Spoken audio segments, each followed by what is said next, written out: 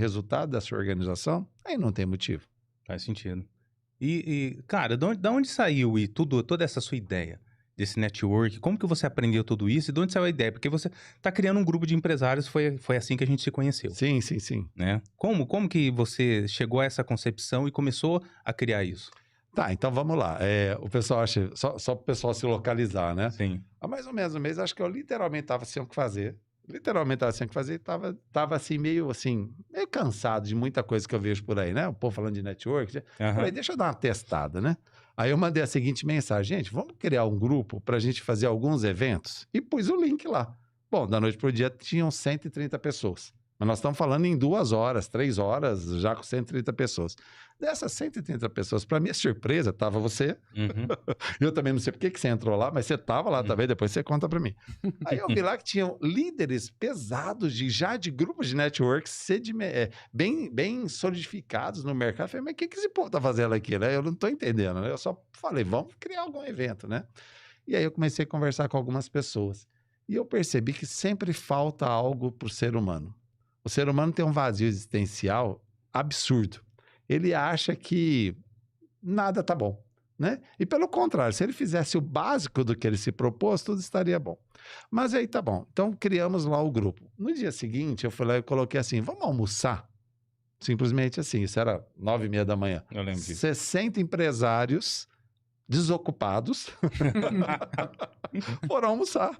E aí eu vi, um é dono de uma empresa com mais de 500 funcionários, o outro é não sei o quê, o outro é médico. Eu falei, mas gente, não é possível, né? Eu perguntei para eles pessoalmente, por que vocês vieram aqui? Geraldo, eu não sei, mas eu sei que você tem uma história.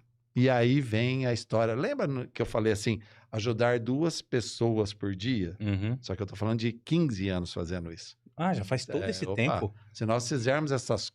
eu trabalhei na Brastemp em 2002 a 2004. Então, você faz uma continha aí que você vai ver. Então, são 15 anos sistematizando, olhando, ajudando as pessoas. Então, esse é o momento da colheita. Essa é a diferença. Porque as pessoas não sabem o que vai virar esse grupo. Eu também não sei. Nós vamos fazer juntos. Essa é a grande sacada. Nós não temos uma metodologia para isso. Nós vamos ouvir as pessoas e vamos fazer algumas coisas juntas. E tá tudo certo. E aí, o que acontece? As pessoas toparam. E aí eu tô falando pessoas altamente influentes, né? Uhum. Não são pessoas altamente ricas. Não é isso que eu tô falando. Eu tô falando líderes em todos os segmentos. E isso é muito bacana, é muito importante.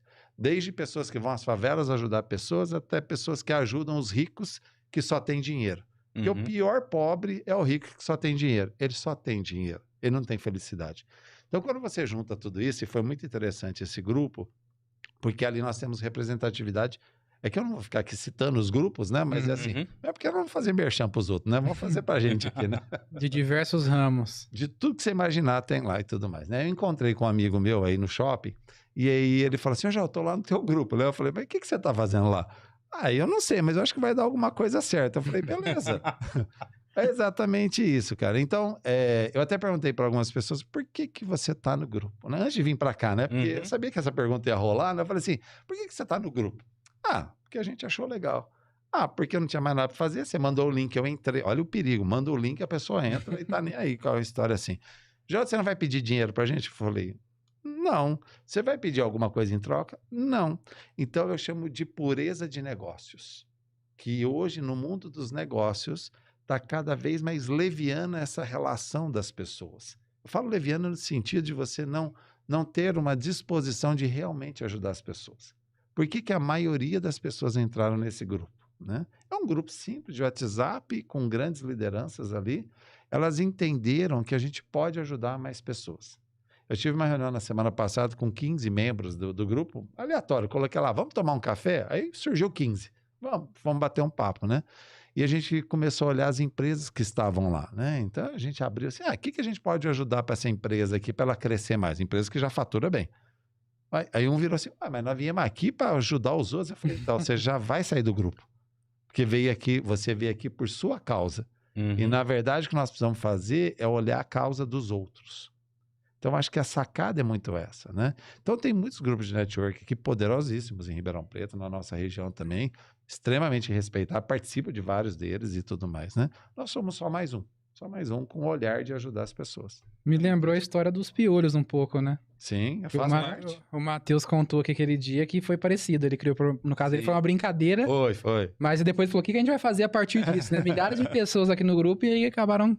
Deu dando ruim uma aqui direção. nesse grupo, né? Desafiando a mulher dele, deu ruim nesse grupo É. e agora. Acabaram dando uma direção social pro grupo, que eles fazem lá os eventos. E é interessante, todo participações. mundo tá esperando alguma coisa. Tá. O que nós precisamos fazer, por que eu falo de network estruturado? Nós precisamos ter uma sistematização do bem. Se você faz o bem de vez em quando, e aí entre os piolhos, entre as borboletas, entre os grupos em geral e tudo mais, você não tem uma eficácia tão forte assim. Então você precisa ter um processo para fazer isso todo dia. As Uhum. pessoas precisam de uma direção. Se você não dá uma direção para as pessoas, a gente se perde, né? Se tiver uma catástrofe aqui em Ribeirão Preto, muita gente vai ajudar. No dia seguinte, ela não ajuda mais. Sabe, aquela história, vou na missa, levo uma nota de R$100 e ponho na oferta. Beleza, não faça isso. Porque na semana seguinte você não vai levar nem R$1, nem R$2. Então, o que mais importa é que a gente sempre esteja disposto a ajudar as pessoas. Tanto na parte, sim, de carência, de necessidade, mas profissionalmente. Cara, como é gostoso você ver as pessoas crescerem. Faça essa experiência. Aí eu convido o pessoal que está nos assistindo aqui hoje, né? Escolha aí meia dúzia de pessoas que já estão bem, não pessoas que estão mal.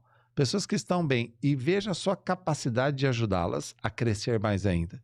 Se você tiver essa capacidade, você faz a diferença. Porque se elas crescerem mais ainda, elas vão entender que o jogo é ajudar cada vez mais quem está bem. Porque aí eu preciso entrar num detalhe. Eu sei que vocês não perguntaram, mas Manda bala. Fica à vontade. eu vou ter que perguntar. Olha, eu vou falar uma coisa para vocês. Quando pedem oração para as pessoas que estão doentes, todo mundo reza, não reza? Não interessa a religião, mas reza. Criança que está no hospital, então a gente reza. E depois a criança fica boa, aí você fica xingando a criança que está berrando na missa, no culto, em qualquer lugar. Aí é uma- Então, a gente faz tudo errado, cara. Então, por que eu estou dizendo isso? Nós somos muito bons na desgraça, com todo respeito à Uhum. palavra, mas assim, mas na vitória nós não somos, no sucesso nós não somos parceiros. Então, assim, é inverter essa chave mental, entender que as pessoas precisam se dar bem e nós precisamos que ter vitória com elas. Nós temos que torcer pela vitória e o sucesso das pessoas. Eu não sei se vocês já tiveram amigo que se destacou em algum momento, né? E aí o que acontece? Ah, tá roubando. Ah, deve estar traficando. Vixe. Ah, deve estar fazendo. Cara, não é isso. Parece que é regra esse pensamento. Cara, É, o cara se deu verdade. bem.